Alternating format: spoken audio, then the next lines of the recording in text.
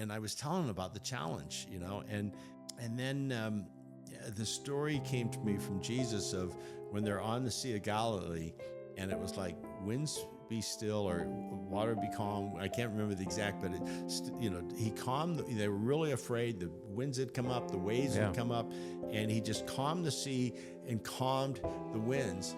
And I called you right after that, and I said, what we got to do, there's storms inside us.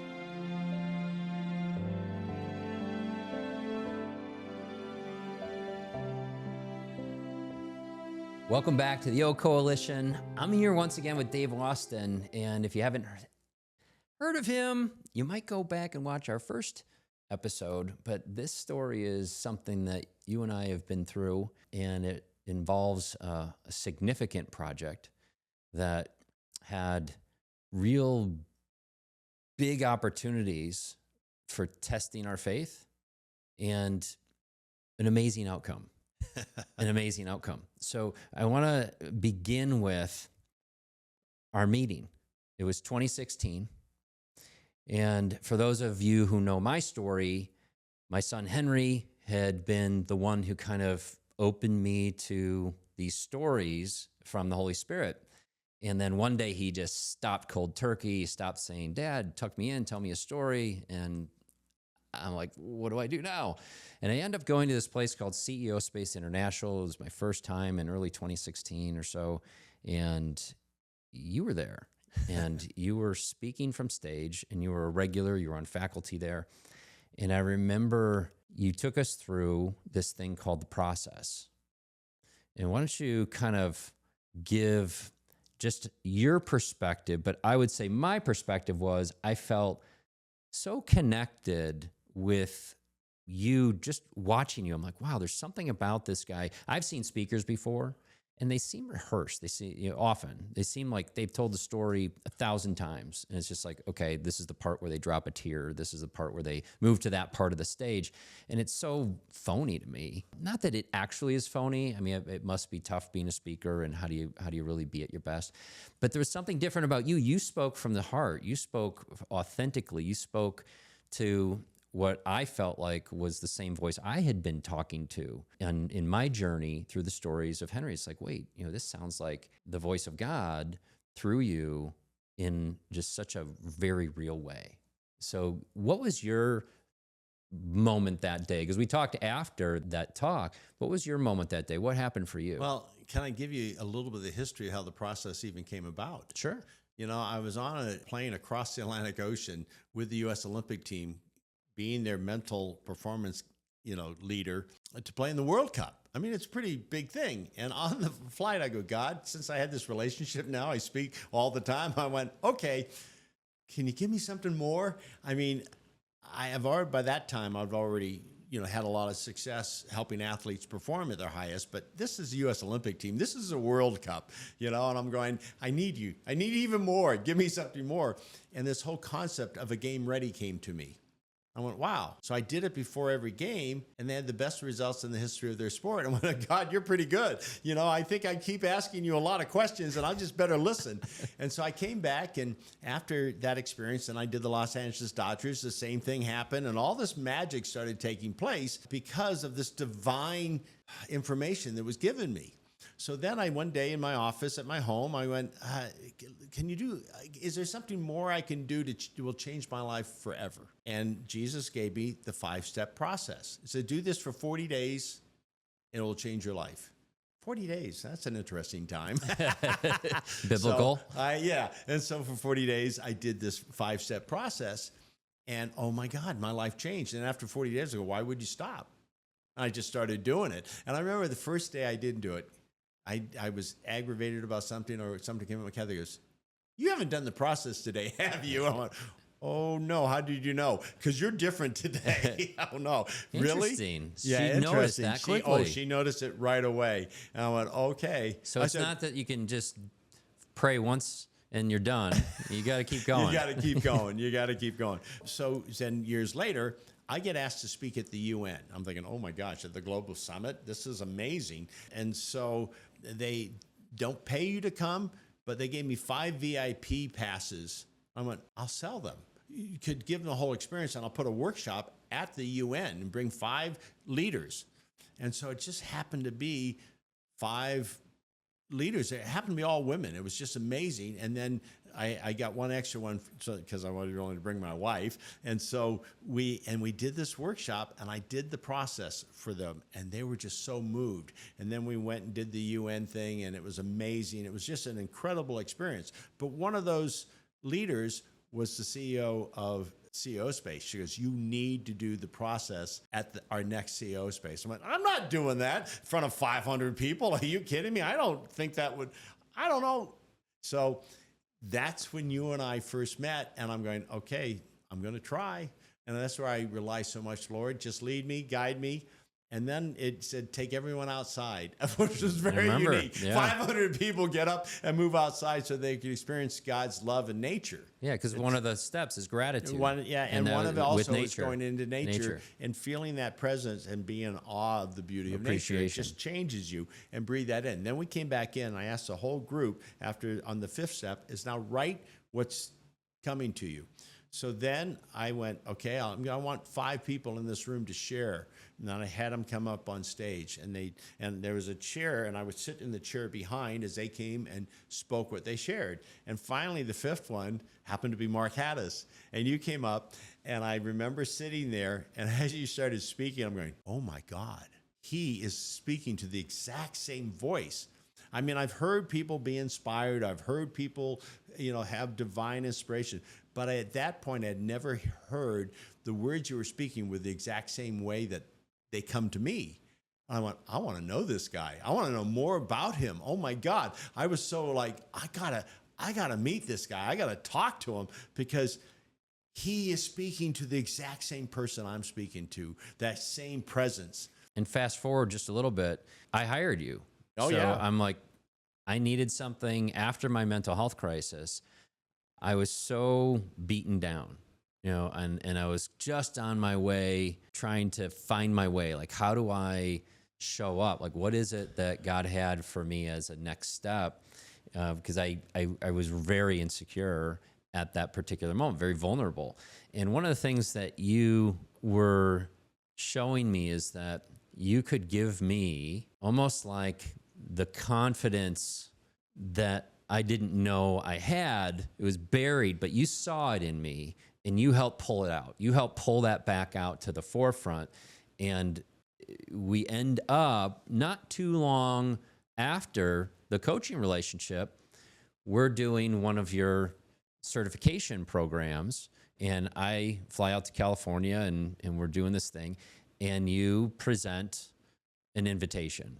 Yeah, I always had a vision, Kathy and I, from way back, that at some point we needed to have a place where people could come, a healing place, an educational place where they would come and be so inspired. I mean, we should hear God's voice wherever we are, the streets of New York and all that. I mean, that's true, we can.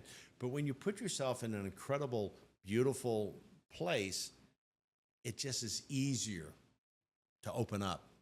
And so we had always had this vision, and then this is where you want me to go with the home.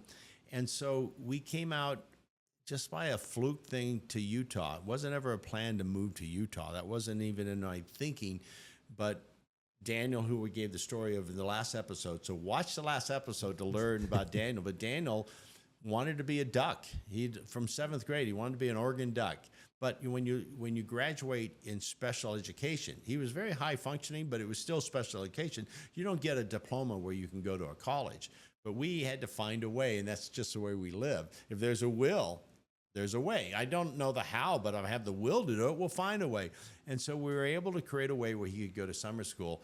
But I met a gentleman when I spoke at a conference. They said, oh, you got to come to Utah on your way to Oregon. I'm going, that's not really on the way. But he says, I've got a 5,000-acre ranch that have horses, and that's all Kathy. We're going to Utah. We're going riding, because we had about 2 weeks before he had to start his classes. And we had a motorhome. We drive up to this incredibly beautiful place, amazing estate with waterfalls and ponds. And I'm going, wow. And I felt so inspired, I guess is the right word. And Kathy looked after Amber a couple of days. We got off to the ranch, but then we came back to the house, and we stayed there longer than I think they expected us to.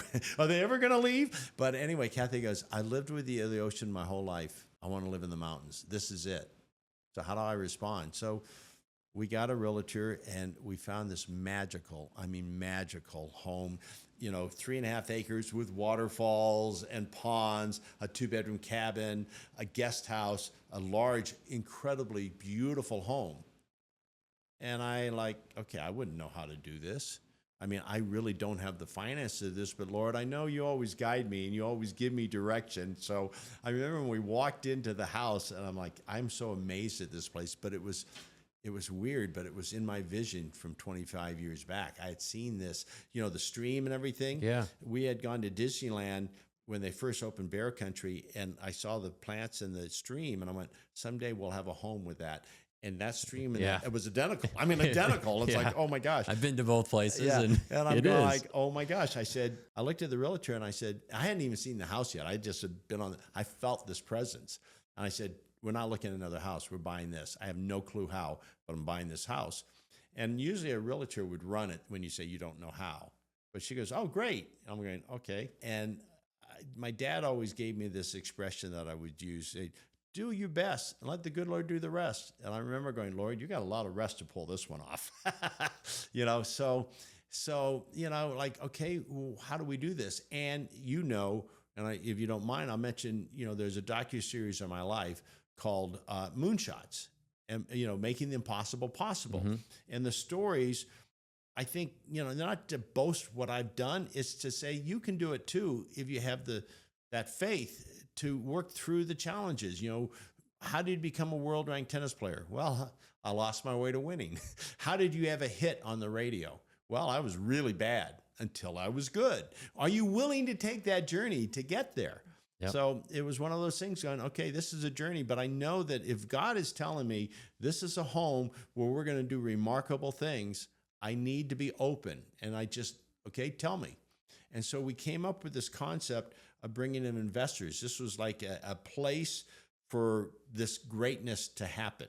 And it kind of, for me, it goes all the way back to my story of saying yes to coming back into life. Again, going back, watch the last episode, you know what I'm talking about. Mm-hmm. This was part of my mission that I said yes to. So I said yes. And so we developed where we had people that were like-minded. I think we were 5 at the time. We were thinking 4 or 5, I forget. And if we came together to make this a retreat center, not a home, but a retreat center, we could pull this off, and this would become the retreat center. And so we started that journey, and I was working with you at the time. I don't know if we were still by that time, maybe we were more of just we had gone through the coachings for 2 years. You had gone through my certification program. I think at that time, it was just that we knew we could lift each other up. So we were having conversations every week. And I gave the concept to you, and you just hooked into it right away, because it's not a coincidence, because you're speaking to the same voice going, yeah, we should do this. Right. So, and I was excited.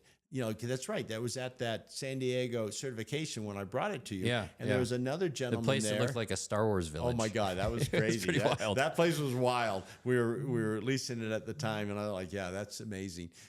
And then, there was another gentleman there and his wife, and they go, we want to do it too. I went, oh my gosh, this is amazing. It was like, maybe this can be done.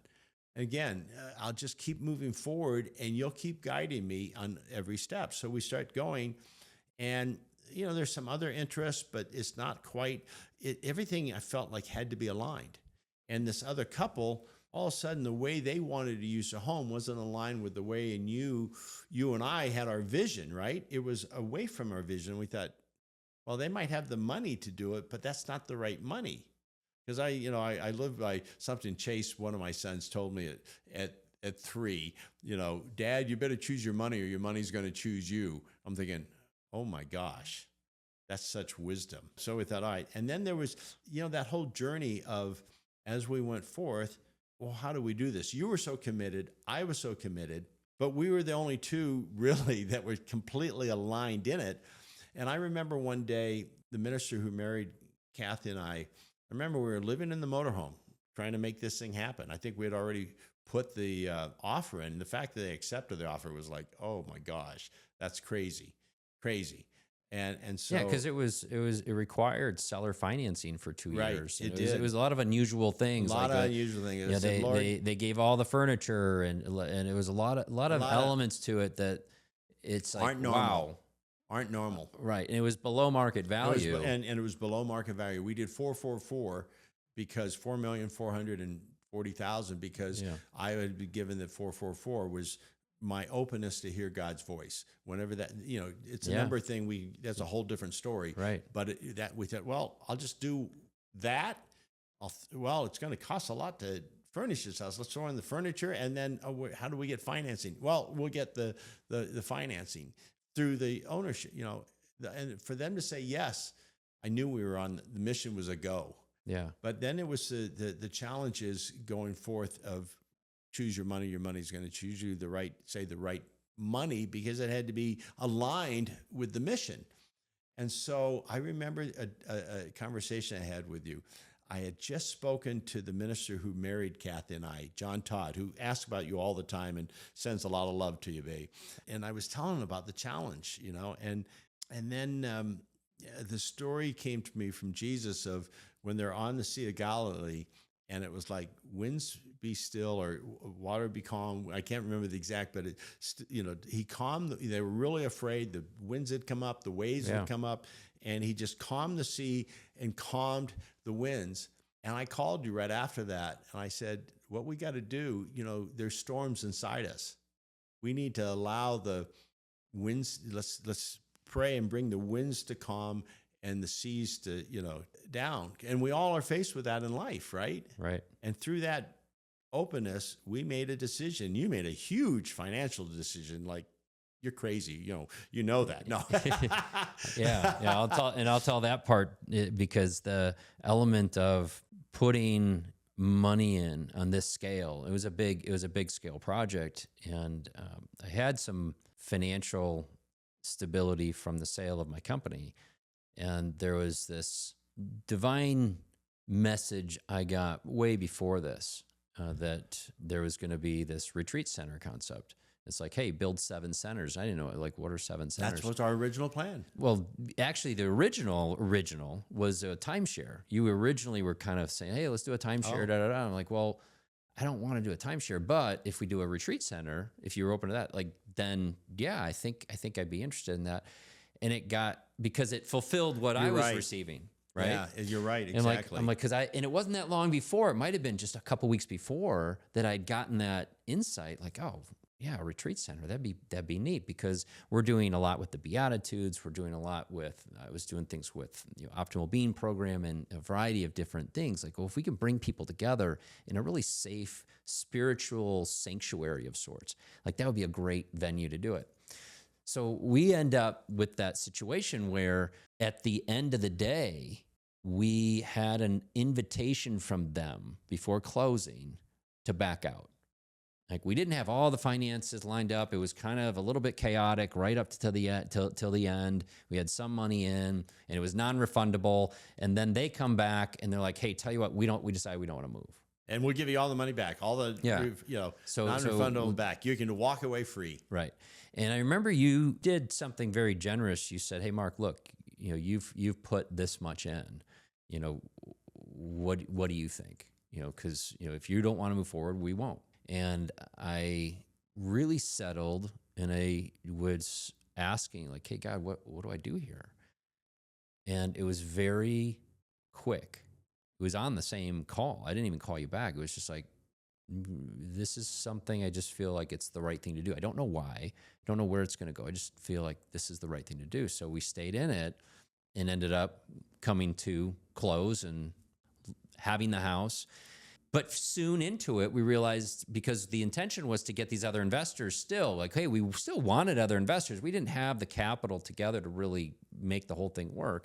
And when it was clear, like, okay, there weren't other, it was not really jiving the way we had hoped, then some tensions came up.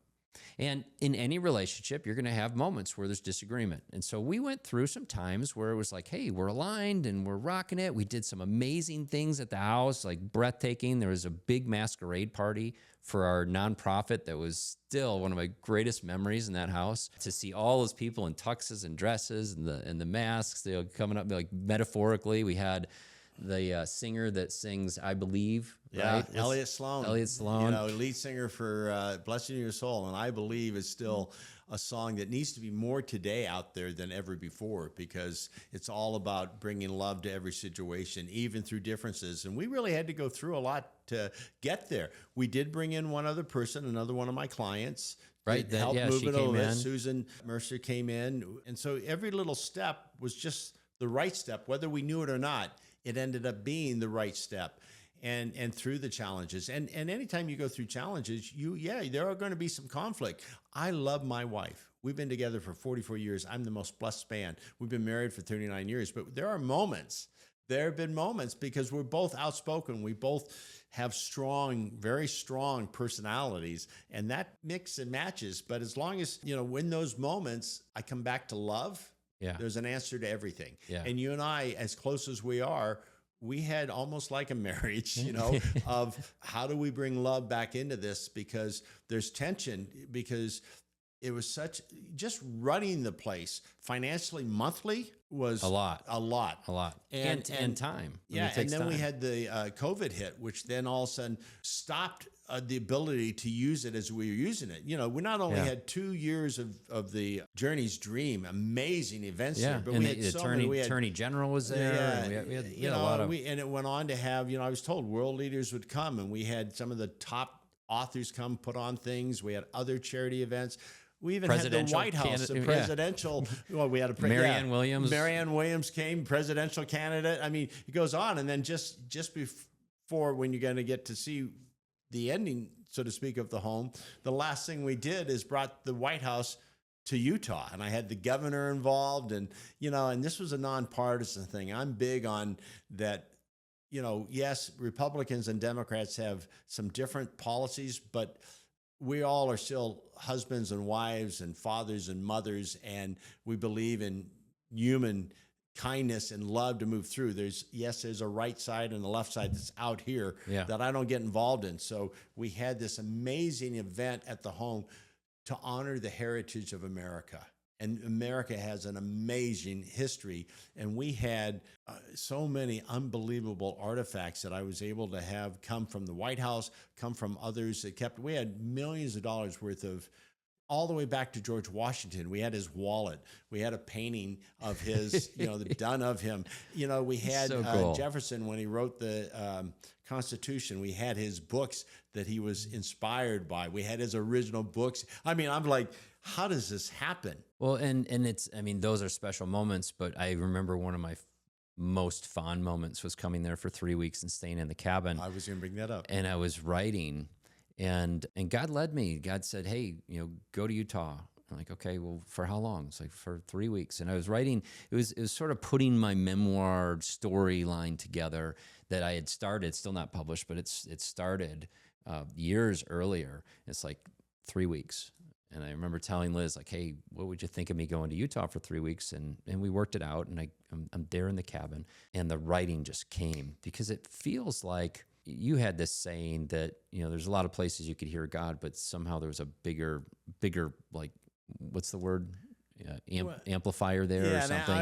Bigger speaker system. It's like someone asked, well, why did you move to Utah? Why did you move this property? I said, well, we can hear God's voice anywhere. There's just a louder speaker system here. Yeah, and I felt that too. There's something special about that land, and someone must have prayed over that land. And we did. There is history of that too, and it's just a really sacred space. And so I was there for a few weeks, and the writing just flowed and flowed and flowed. It's like, wow. And I still, I'll publish it someday. But it's just one of my favorite moments there was being there, sitting by the pond, sitting on the porch, working in the cabin. It was just very, very special. I would just come down, Mark, you need any water? You need crackers? What do you need? You were just so tuned in, and it was just wonderful. But, even though that particular book maybe hasn't come out yet, but I know for a fact that's what sparked all the great books that you're doing now. I knew that it's this the book core, right here like this wouldn't one. be Yeah. if you hadn't had that experience. No. I just don't think so. No, because it really helped get me clear, right? It allowed me. So part of the healing journey of talking to God is to move out of the way, anything in the way. But we don't know what to move out of the way, or when to move it, or how to move it. We just don't know. It's why I think we have been given the gift of the Holy Spirit to allow for that intunement and hearing the Holy Spirit's guidance to unwind all the effects of our errors and get us into that pure state. And in that pure state, we've got this opportunity to now let go of the way we had heard before and hear anew, right? One of the things that I've seen with you and me and other people that are really strong in faith is we might have conviction on something, but we're quick to let it go. Because if God gives us a right turn when we were going straight, it's like, turn right here. It's like, okay, we'll turn right. And even in that little silly thing, countless times, Liz will ask me, we're in the car, like, why are you going this way? This is we should have gone that way. It's like, because this is the way that God told me to go, right? It's just the way it is. And if you can do that in directions, you can do that in bigger things and bigger things and bigger things. And so I want to tie together 2 points on the house thing, and then give you an opportunity to kind of pray into this and really allow for people to hear from your perspective. So I want to get into like some of the miraculous moments of this beyond the joys, right? And my gosh, our family would go out just about every year skiing and snowboarding. My kids grew up in that house, living in that kind of environment. It was so special to have them have that moment of realization. It's like, oh, anything you want to create, you can create. And I think that's one of the things besides skiing that they took away, and snowboarding that they took away from it, and friendship, right? The relationships. One of the issues though was, we came into a realization like, okay, financially, this isn't going to work the way we had thought. And at one point, I had even shared on a visit, like, hey, I think we need to put it up for sale. We didn't for a while, but eventually we all agreed to put it up for sale. And there was a guy who came through, if you remember Lamar, who said, I want to buy this, gave us an all cash offer, right? And then he got to know you and he's like, I can't buy this house. You're meant to be here. And he pulled away. And so there was just sort of a moment in time, right? And we fast forward and so as he backed away and this financial solution still wasn't there, there were some kind of stopgap measures to kind of just keep floating. And I got nervous at one point. And this is where my faith started to really expand, right? And so my grandfather, through his life experience, had taught us that don't focus too much on circumstances when they're not going on the way you want them to, because you might not know. And it was the story of him being a naval mechanic on airplanes in World War II. And he was a football player. And he had this carburetor part. Did I tell you this story? I'm not sure. He had this carburetor part, and it so. just wouldn't go in. And all the guys had agreed when they're done with their shift, they're going to take an airplane and fly to play football at this field nearby. So it wouldn't go in. They're like, come on, Norm, what's going on? And he's like, you're going to have to go without me. I got to fix this, right? So the plane takes off. And I just imagine in my mind, right? I wasn't there, but the wheels take off. And the way I hear the story is the carburetor piece just dropped in immediately. And he fixes up and he's done. Wait, he's fixing while they're flying? No, it was a different plane. Oh, okay. They take a different plane. Oh, I got you. Okay. He's working on a plane on the ground. I got you. And the part that wouldn't go in just dropped in. That plane crashed. Every man on board died. Oh my God. And he would tell that story to his kids growing up, and they grew up recognizing, not everything's going to work out the way you think it should, but allow for God, because God knows more than we do. And I tell that contextually because here I am, it was 2022, and I was feeling frustration. And someone had said, hey, you probably need to contact an attorney and know what your options are. And I get an attorney from Utah who's really aggressive. He's like, you need to go after these guys. They're wronging you. They're fraud, all these stories, right? He doesn't know you. But he's just he's seen these things. He's like, these don't end well. And I start getting amped up. And I remember being outside of, it was a Jersey Mike's or Jimmy John's or something, sandwich place in Florida. David was playing baseball for Marquette. And Liz and Sophie go in to get a sandwich. And I'm sitting in the car. I'm on the phone with the attorney. I'm sure my wife couldn't wait to get away from me, because she didn't want to hear that conversation. So they're inside. And my energy's up with the attorney. And I hear God speak to me. And God says, this isn't the way. And I said, all right, tell the attorney, I got to call you back. So I sit there. I'm like, okay, God, what's the way? And his message was, he said, Mark, you just need to support Dave in being centered. Like, use the tools, use the Beatitudes. Like, that's it. You guys need to be centered, but you're the guy on the ground doing a lot of the stuff. You're living in Utah, I'm in Chicago. And so that one shift came with another message that I'd heard before. God had shared it before, but it just came a little louder this time. And it was, Mark, everything's going to work out better than you expect. And it's like, okay, how do I do this? And you remember, you and I had a conversation shortly after that. I said, Dave, this is what I'm going to do, right? And all the tension in that call just dropped. And you realized, like, I wasn't an enemy anymore. I realized you weren't an enemy anymore. And we shifted into compassion and alignment. And so my only job before our calls was I would pray every time, like, okay, because we would talk every week. I would pray every time, like, God, help me be centered so that I can be who I need to be in this conversation. And it was just alignment. If I were out of alignment, I gave you permission to call me on it. If you were out of alignment, you gave me permission, and I would call you on it. It's like, hey, look, this doesn't sound right. You sound really frustrated. You sound really angry. Like, what's under this? And we get back to alignment, and then it'd be like, oh, wait, I got an idea. And I remember one of the moments, and I'll let you kind of pick it up from this context. One of the moments that reinforced this for me, we were about to lose the home, let's just say. And we didn't know what to do. You had about 1,500 ideas because you always had a long list of, we're working this. I'm exaggerating, but maybe you had 20. And a neighbor comes over and knocks on the door and says, hey, Dave, have you ever considered selling part of the land?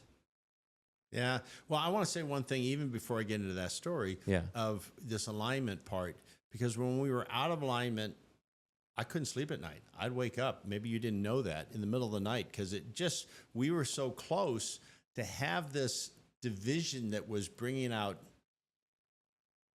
an anger division, right?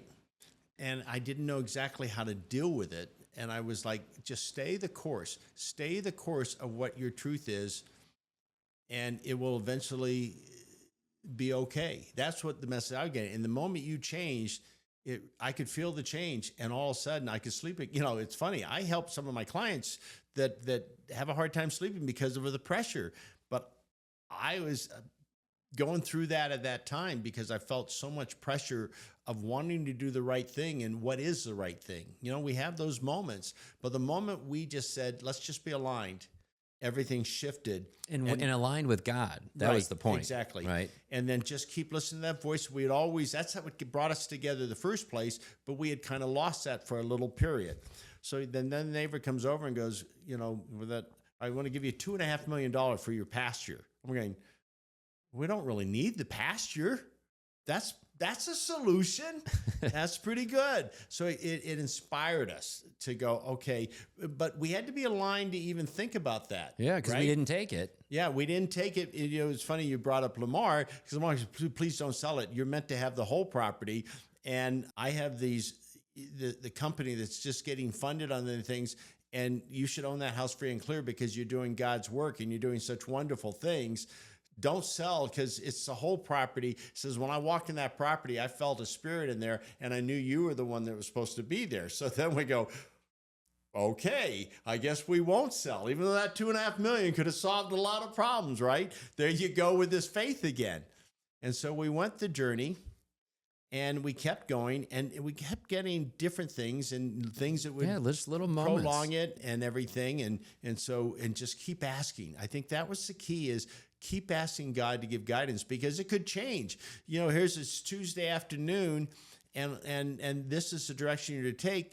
And then we come Friday, well, we've taken that direction. Well, good, because now you need to take this direction. And that direction wouldn't even shown up if we hadn't committed to Tuesday. Yes. And that's the trust in that moment, Yeah. right? And how many of those did we have? I mean, we could write a book about it, right? I don't know if anyone would read absolutely. it, but it's just there's so many so of many. them. And it was just like, whatever your truth is today, live it fully. But if you find new truth next week, if you're going to live your life in truth, you have to be willing. See, people get stuck. They get rigid. Like, well, wait a minute. I'll sound like I contradicted. And say, that's fine if truth reveals, even if it contradicts what you said yesterday. And I want to emphasize something really significant for all of you listening out there. When we surrender, we will receive God's loving guidance. It might come through a neighbor knocking on the door. It could come through a loan coming through. It could come through an extension that we needed just in time. It will always come if we stay in alignment with God. God will guide us, right? But we have to stay in that aligned state. And that's why I wanted to do this particular story, because when we look out into the world, we're not going to get into any political or any story in particular, but when we look out into the world, there's a lot of division. Well, how much of that division would collapse if we could help people just stay centered? Because if we're centered within ourselves, then we're going to be centered within a group. And we're proving that just with two, and Liz and Kathy and the people involved, and Susan. So there's a group, but what if that group grew and grew and grew? What if we could expand that concept to humanity in a way that people remember the true nature of their being? And when we do, we restore in such a godly way. It's so true. And even through, I'm going to go back to the first episode of this. If you listen to that and you hear how we've been guided and been open to that guidance, it still brings challenges. It's like, I think of my baseball players, all of a sudden, he's leading the whole all of Major League Baseball in hitting, but he doesn't stop taking batting practice. Well, we don't stop listening and doing what we do to take the time to hear God's voice within us. And it doesn't mean we won't have times that we're off, but it's about awareness and catching yourself and having support around you to say, Mark, you're off. Or Mark saying to me, Dave, you're off. And I went, all right. And then being open to take that, not going, okay, I got to fight here because I got to just look at it and see what's that off is. Yeah. And then you allow yourself to keep open. So we kept getting direction, and it got down to the wire, because all of a sudden interest rates, because of the pandemic, that was one thing. And then interest rates skyrocketed, and no longer did you have these loans where it's just done on your income. I had qualified. In fact, because it was all on my back. Yeah. I'd qualified for a loan, even during that time, for 3.2%. Would have solved all our problems. It solved it. And, we went through that journey and went, okay, because they were still doing it off of income, not off of taxes. My taxes couldn't do it.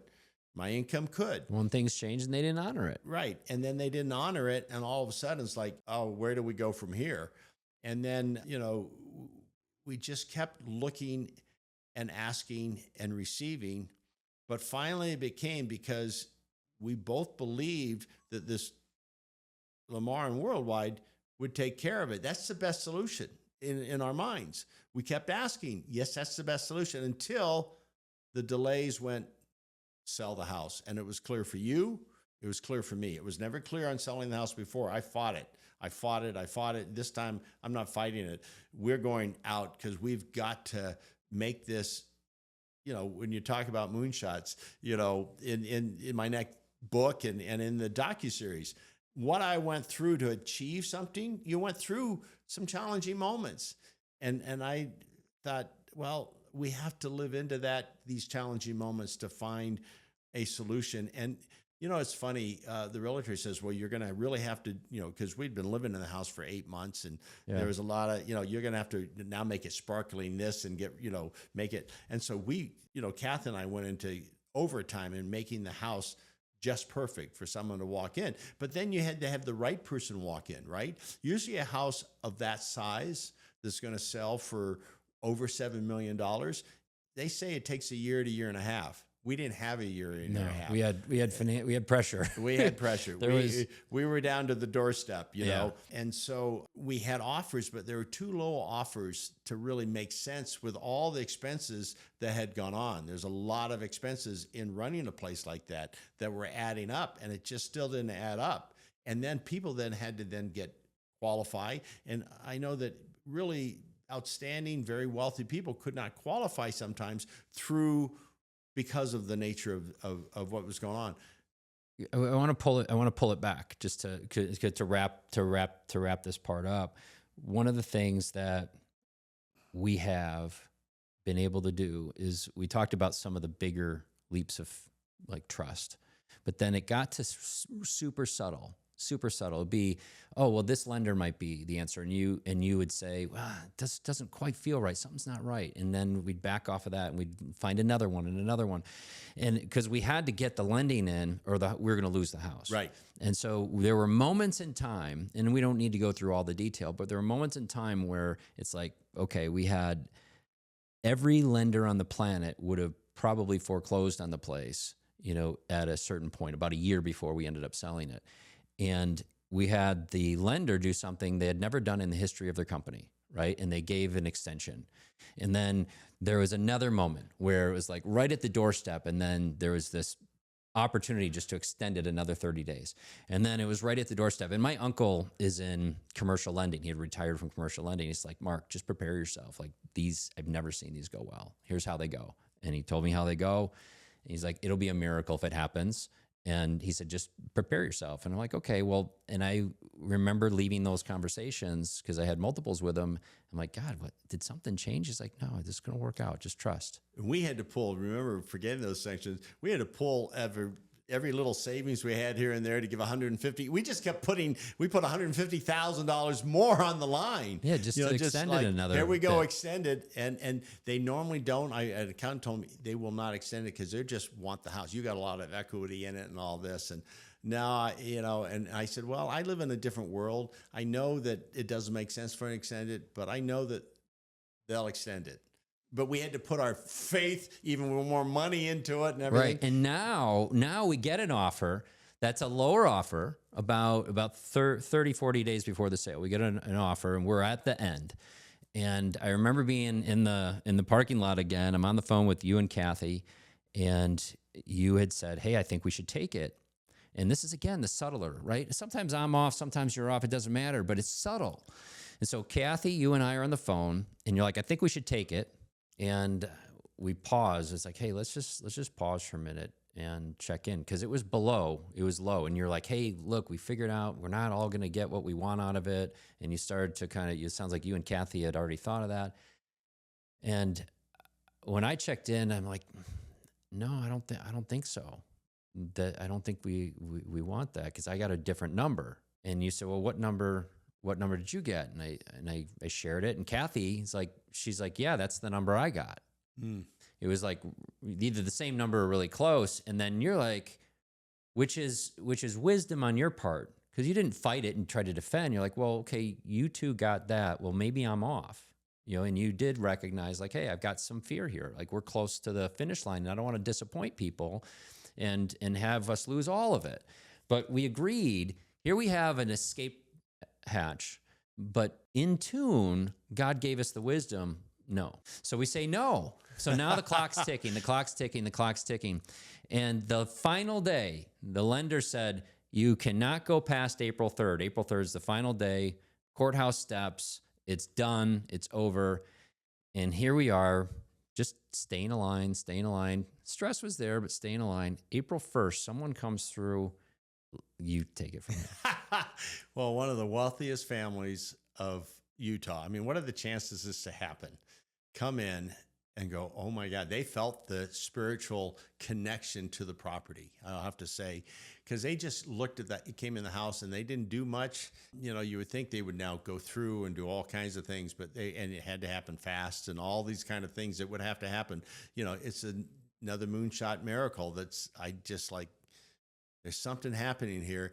And what do?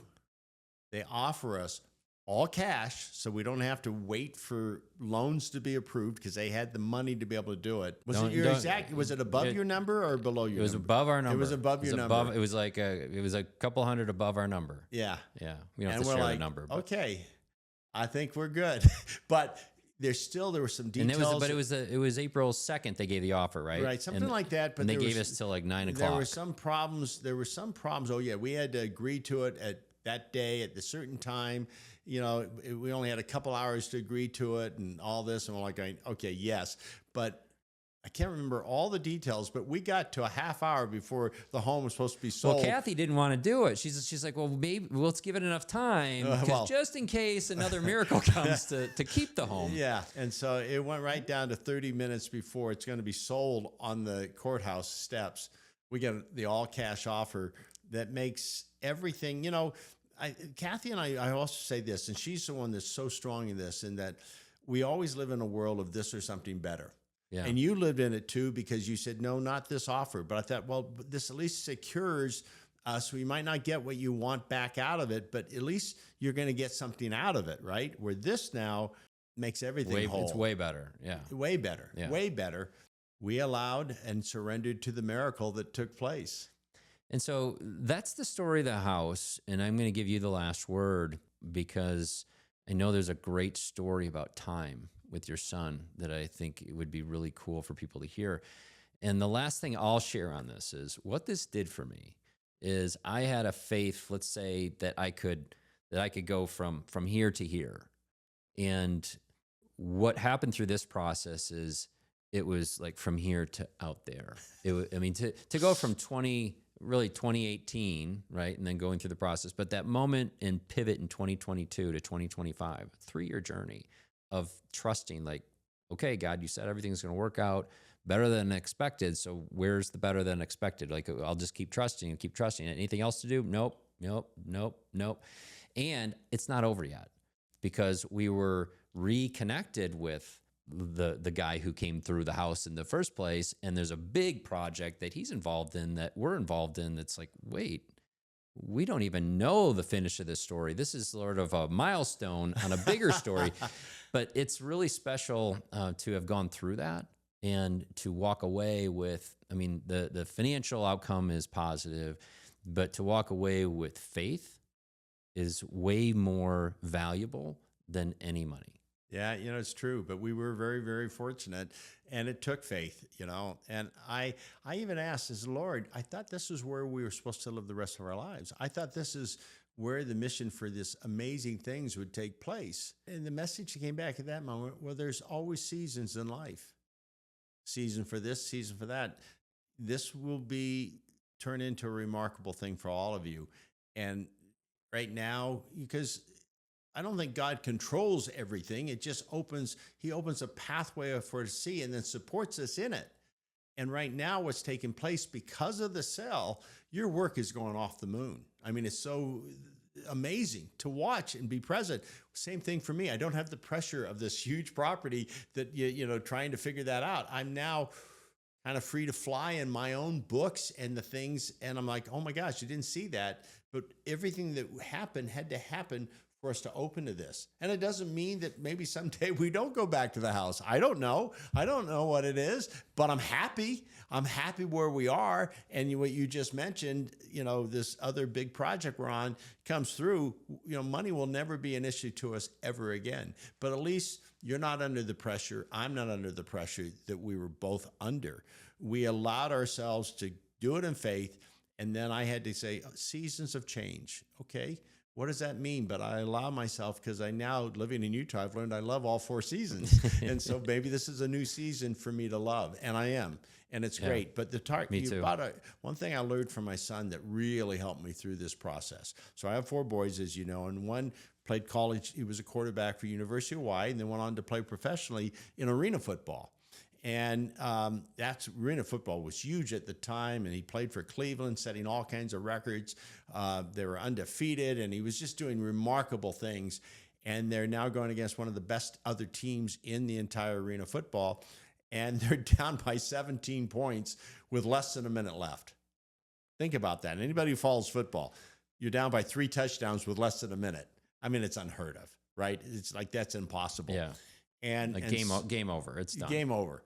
And so he works it down and scores a touchdown. So now they're only 2 touchdowns down, and they got to kick an onside kick. Well, an onside kick is hard in outside football, but indoor, they'd never even tried. It's so hard to do it. But this perfect kick happens, and they get it.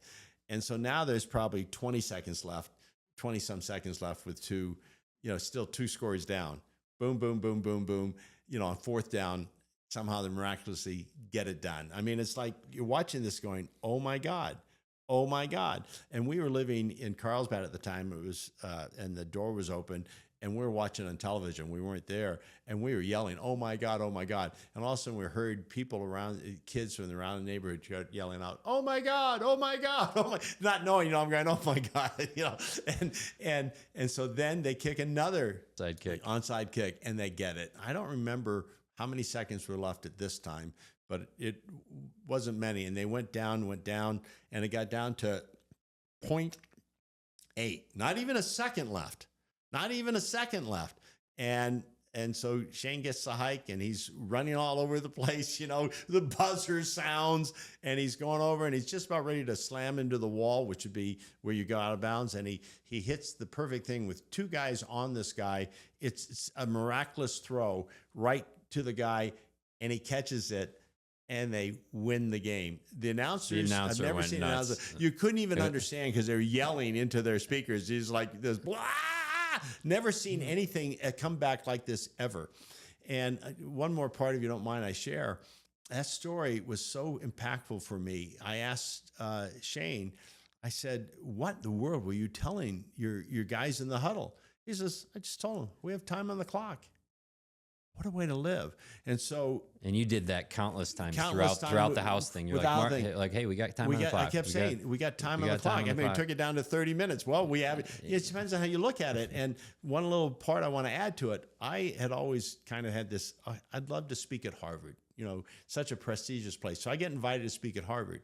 And I go there, and I'm in an auditorium of about 350 upper division, people. I'm thinking, wow, these guys are so smart. Can I give them anything, And so I had that 56 seconds, and I told the guy up in the booth, I don't know if I'm going to use it because most of these people don't follow football or follow sports, but it would be a powerful part to my story. Yeah. But I don't know. I'll give you, and I go on a cue to play it. So I'm giving the presentation in front of these students, and they're loving it. I'm going, oh, they like what I have to say. So I give the guy, near the end, go ahead and show it. He shows the 56 seconds of coming back from 17 points down and the whole concept of time on the clock.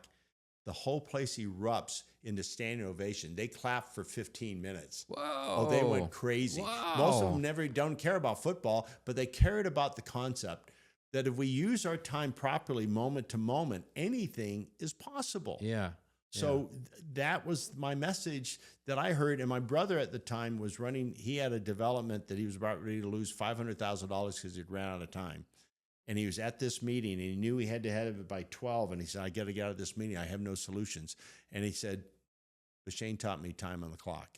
He says, I have time on the clock. It was like a thing. And somehow at 12, he was able to resolve it and get 3 days extension. Awesome. And in those 3 days, he solved everything. And so we've lived now time on the clock, and that helped tremendously with the house. It did.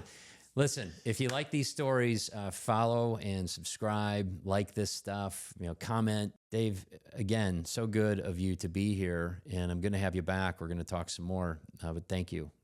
Real blessing to have you. It's a blessing for me. Thank you.